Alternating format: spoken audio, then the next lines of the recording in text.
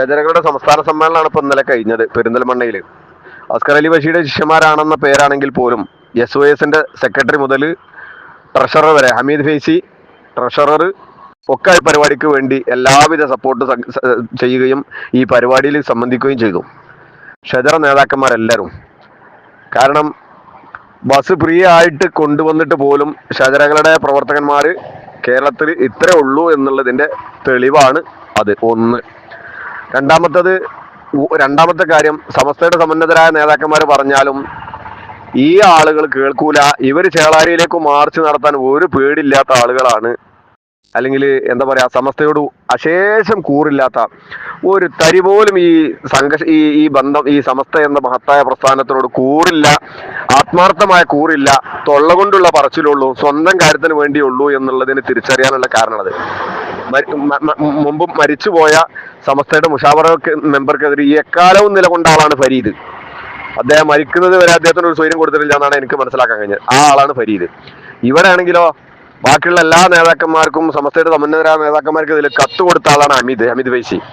പിന്നെ ബാക്കി പാരന്റെയും മറ്റേ എന്താണ് പന്താവൂരിന്റെയും ഇതൊന്നും കഥ പറയണ്ടല്ലോ ബാക്കിയുള്ളതൊന്നും. അപ്പൊ പറഞ്ഞു വരുന്നത്, ഇവര് സമസ്തയുടെ നേതാക്കന്മാർ പറഞ്ഞാൽ കേൾക്കൂല, ആര് പറഞ്ഞാലും കേൾക്കൂല, ഇവര് പോണ പോക്കവും. അതുകൊണ്ട് ഉമറാക്കൾ ഇക്കാര്യത്തിൽ വളരെ ജാഗ്രത പുലർത്തേണ്ടതുണ്ട്. സമസ്തയുടെ നേതാക്കന്മാർക്ക് അവർക്ക് ഇതിൽ പറയാനും നടപടി എടുക്കാനും പേടിയുണ്ടാവും. അവർക്ക് ആപ്പാടെ പേടിയില്ലാത്തത് നമ്മുടെ മഹാന്മാരായ നേതാക്കന്മാർക്ക് ഇതിൽ എന്തെങ്കിലും നടപടി എടുക്കാൻ പേടില്ല. പിന്നെ കാരണം പാണക്കാട് തങ്ങന്മാരും നമ്മുടെ നേതാക്കന്മാരും നമ്മുടെ പ്രവർത്തകന്മാരും സമസ്ത പറയുന്നത് കേട്ടിട്ട് പോവും. ആ ഒരു ധൈര്യം നേതാക്കന്മാർക്കും ഉണ്ട്.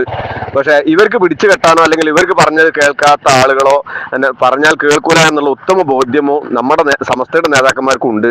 അതുകൊണ്ട് തന്നെയാണ് പട്ടിക്കാട് ജാമ്യനൂര്, സമസ്തയുടെ സ്ഥാപനമായ ജാമ്യനൂരേക്ക് ഇതിൽ ഇങ്ങനെ ഒരു പരിപാടി വെച്ചിട്ട് എന്നൊരു അക്ഷരം പറയാതെ സുപ്രഭാതത്തിൽ പരസ്യം കൊടുക്കുക വരെ ചെയ്തുകൊണ്ട് നടത്തിയ ഈ പരിപാടിയെ തടയാൻ ഒരു വാക്ക് പോലും പറയാതിരിക്കാൻ കാരണം, പറഞ്ഞിട്ട് കാര്യമില്ല, പറഞ്ഞാൽ അവർ കേൾക്കൂല എന്ന് നേതാക്കന്മാർക്ക് ഉത്തമ ബോധ്യമുണ്ട്.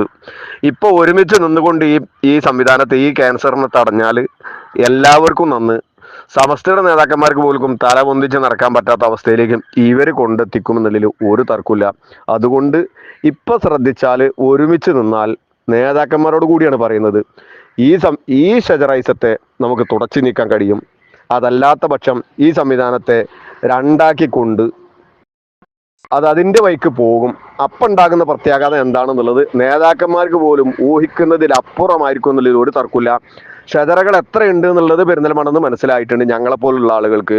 കാരണം ഇതൊരു ഒരു പേടിയുള്ള ആളുകൾ ഉണ്ടാവും. ലീഗ് രാഷ്ട്രീയ നേതാക്കന്മാർക്കും പേടിയുണ്ടാവും, എന്നതുപോലെ തന്നെ സമസ്യകളുള്ളവർക്കും പേടിയുണ്ടാവും. അണികൾ അവരപ്പാണെന്ന് ഇന്നലെ കണ്ട് പെരിന്തൽമണ്ണയിൽ എറണാകുളം മുതൽ ഇങ്ങോട്ടുള്ള ഷജറകളുടെ പ്രവർത്തകന്മാർ അതാണ് എന്നുള്ളത് മനസ്സിലാക്കാൻ ബുദ്ധിയുള്ള ഞങ്ങൾക്ക് കഴിഞ്ഞിട്ടുണ്ട്. ഇനി ആർക്കെങ്കിലും കഴിയാതെ പോകുന്നുണ്ടെന്നുണ്ടെങ്കിൽ അത് അവരുടെ കുഴപ്പമാണ്, പിന്നെ അനുഭവിച്ചറിയുക എന്ന് മാത്രമേ ഓർമ്മപ്പെടുത്തുന്നുള്ളൂ.